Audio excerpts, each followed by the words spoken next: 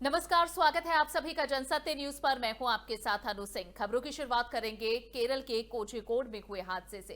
केरल के कोझिकोड में मिशन वंदे भारत के तहत दुबई में फंसे भारतीयों को लेकर भारत आ रहे एयर इंडिया के विमान के दुर्घटनाग्रस्त होने पर भारतीय दूतावास ने कहा है कि हम हादसे में जान गंवाने वाले और घायल हुए सभी लोगों के परिजनों के साथ हैं। अमेरिका, पाकिस्तान और चीन ने भी विमान हादसे पर दुख जताया है। विमान में 184 यात्रियों समेत कुल 190 लोग सवार थे। इस हादसे में विमान के दोनों पायलट समेत 18 लोगों की मौत हो चुकी है, जबकि कई यात्रियों की हालत गंभीर है। अमेरिका, पाकिस्तान और चीन ने हादसे पर अब दुख जताया है। यात्रियों के संबंध में किसी भी तरह की जानकारी या सहायता के लिए दुबई स्थित भारतीय दूतावास खुला रहेगा, ये जानकारी दी गई। दुबई में भारतीय दूतावास की ओर से ट्वीट कर जानकारी दी गई।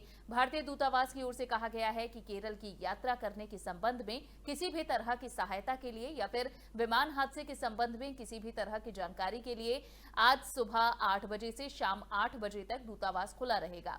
भारतीय दूतावास ने कहा है कि हम हादसे में जान गंवाने वाले और घायल हुए सभी लोगों के परिजनों के साथ हैं। वहीं अमेरिका, पाकिस्तान और चीन ने भी विमान हादसे पर दुख जताया है। अमेरिकी विदेश मंत्रालय ने बयान जारी कर कहा है कि हादसे में जान गंवाने वालों के परिजन और दोस्तों के प्रति शोक प्रकट करते हैं। भारत में अमेरिकी दूत केन जस्टर ने ट्वीट कर कहा है कि हादसे पर उन्हें दुख है। एयर इंडिया का विमान क्रैश होने पर पाकिस्तान के प्रधानमंत्री इमरान खान ने भी ट्वीट कर दुख जताया है।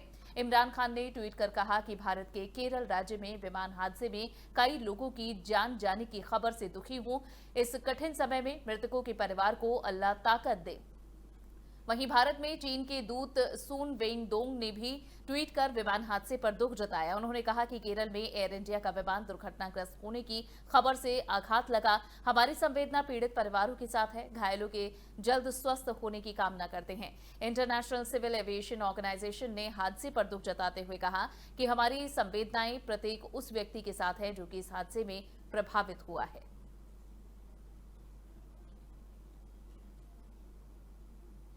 बढ़ेंगे आगे। राजस्थान में सरकार गिराने की कथित साजिशों का खुलासा करने वाली राजस्थान पुलिस की एसओजी ने 28 दिन बाद 3 एफआईआर ये कहकर बंद कर दी कि इसमें कोई मामला ही नहीं बन रहा। स्पेशल ऑपरेशन ग्रुप के वकील संत कुमार ने कोर्ट से कहा है कि इस मामले में हम कोई कार्रवाई नहीं करना चाहते। कोर्ट ने इसकी इजाजत देते हुए गिरफ्तार आरोपी संजय जैन, भरत मलानी और अशोक सिंह को छोड़ने के आदेश दिए हैं। हालांकि संजय जैन अभी एंटी करप्शन ब्यूरो में 5 दिन की रिमांड पर हैं। इस वजह से वे नहीं छूट पाएंगे। राजस्थान पुलिस के स्पेशल ऑपरेशन ग्रुप ने 10 जुलाई को मामला दर्ज किया था।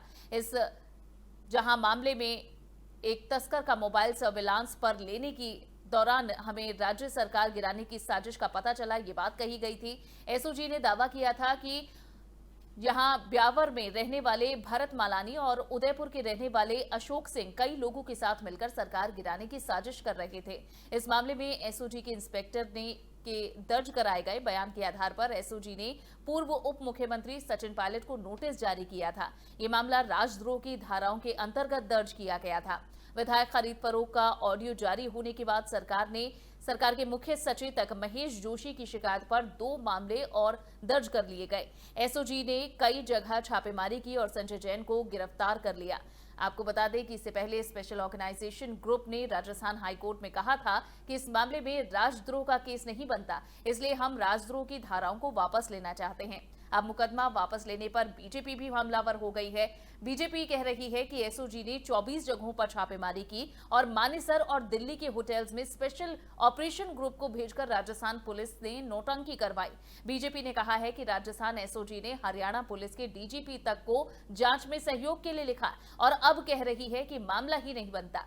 बीजेपी ने कहा कि निर्दोष लोगों को 1 महीने तक जेल में रखने की सजा किसको मिलनी चाहिए।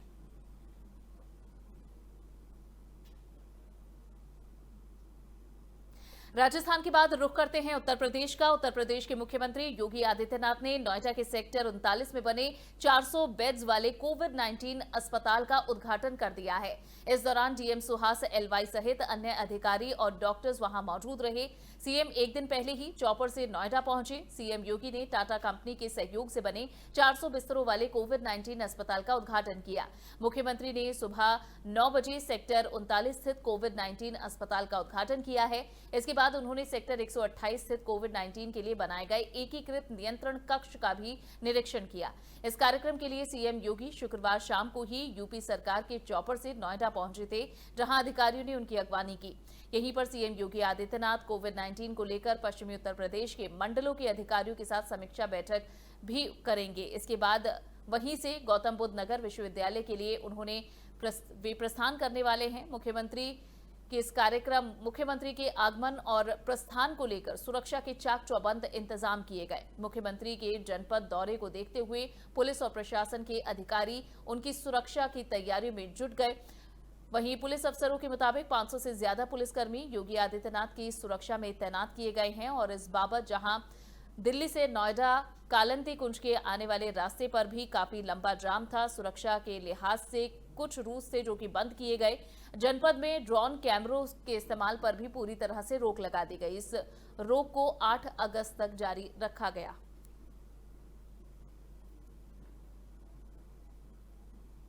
उधर कांग्रेस सांसद राहुल गांधी ने आशा वर्कर्स की हड़ताल पर जाने का मुद्दा उठाया है। उन्होंने एक ट्वीट में कहा है कि आशा कार्यकर्ता सही मायने में हेल्थ वॉरियर हैं, लेकिन वे आज अपने हक के लिए हड़ताल करने पर मजबूर हैं। राहुल ने केंद्र की नरेंद्र मोदी सरकार पर हमला करते हुए कहा कि सरकार गूंगी तो थी ही, अब शायद अंधी बहरी भी हो गई है। देश की करीब 6 लाख आशा वर्कर विभिन्न मांगों को लेकर 7 अगस्त से 2 दिवसीय हड़ताल पर हैं। राहुल गांधी ने ट्वीट किया, आशा कार्यकर्ता देश भर में घर घर तक स्वास्थ्य सुरक्षा को पहुंचाती हैं। वे सच मायने में स्वास्थ्य वॉरियर्स हैं, लेकिन आज खुद अपने हक के लिए हड़ताल करने पर मजबूर हैं। सरकार गूंगी तो थी ही, अब शायद अंधी बहरी भी है। देश की करीब 6 लाख आशा वर्कर्स की मांग रही है कि उन्हें टाइम से सैलरी मिले। उन्होंने सैलरी बढ़ाने की डिमांड भी रखी ताकि वे कोरोना महामारी के समय जिस तरह से मदद कर रही हैं वे जारी रख सके। उनके संगठन की डिमांड है कि बीमा और जोखिम भत्ते जैसी सुविधाएं मुहैया कराई जाए। आशा वर्कर्स को 10 केंद्रीय ट्रेड यूनियंस भी सपोर्ट कर रही हैं, चाहे कोरोना वायरस की बढ़ती रफ्तार हो या फिर अर्थव्यवस्था के आंकड़े। राहुल गांधी लगातार केंद्र सरकार पर हमलावर हैं। हाल ही में आरबीआई के डेटा आने पर राहुल गांधी ने यही मूड ऑफ द नेशन है ये कहा था। राहुल का आरोप है कि लोगों में डर बैठाया हुआ है, डर कर लोग घर में बैठ गए हैं। उन्होंने कहा कि आगे अर्थव्यवस्था और नौकरियों पर बुरी खबर सुनने को मिलेगी। इससे पहले कोरोना केस 20 लाख पार होने पर भी राहुल गांधी ने कहा था कि 20 लाख का आंकड़ा पार है, गायब है मोदी सरकार।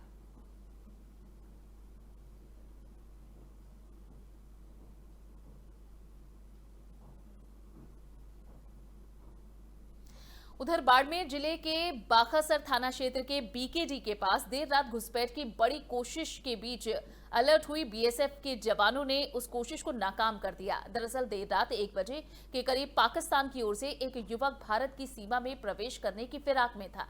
जैसे ही तारबंदी के नजदीक पहुंचा उसे बीएसएफ ने चेतावनी दी, लेकिन वो नहीं माना और युवक ने लगातार बीएसएफ की चेतावनी को नजरअंदाज करते हुए तारबंदी के नजदीक वो पहुंच गया। इसके बाद भी बीएसएफ के जवानों की ओर से उसे लगातार चेतावनी दी गई, लेकिन युवक के नहीं मानने पर तारबंदी को क्रॉस करने की कोशिश के बाद बीएसएफ ने घुसपैठी को ललकारते हुए फायर कर दिया, जिससे युवक की तारबंदी के नजदीक ही मौत हो गई।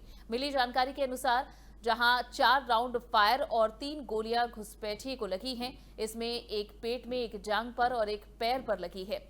पाकिस्तान की ओर से देर रात बॉर्डर क्रॉस कर राजस्थान के रास्ते भारत आने की साजिश के बाद अब एजेंसियां इस बात का पता लगाने में जुटी हैं कि आखिर ये युवक किस फिराक से अंदर आकर तारबंदी को क्रॉस कर रहा था। वहीं जानकार ये भी बता रहे हैं कि पाकिस्तान जानबूझकर भारत की सुरक्षा व्यवस्था की पड़ताल करने के लिए इस तरह की हिमाकत कर रहा है। इसके पीछे कोई बड़ी साजिश होने की भी संभावना जताई जा रही है। उधर बीएसएफ के जवानों की ओर से अधिकारियों को सूचना देने के बाद आला अधिकारी भी मौके पर पहुंचे। साथ ही बीएसएफ को स्थानीय पुलिस को भी सूचित किया गया और सूचना के बाद बाखासर थाना अधिकारी सीओ चौहटन भी मौके पर पहुंचे। अब पुलिस और बीएसएफ की निगरानी में तारबंदी को क्रॉस करके आने वाले पाकिस्तानी युवक के शव को बरामद कर पोस्टमार्टम के लिए भेज दिया गया है।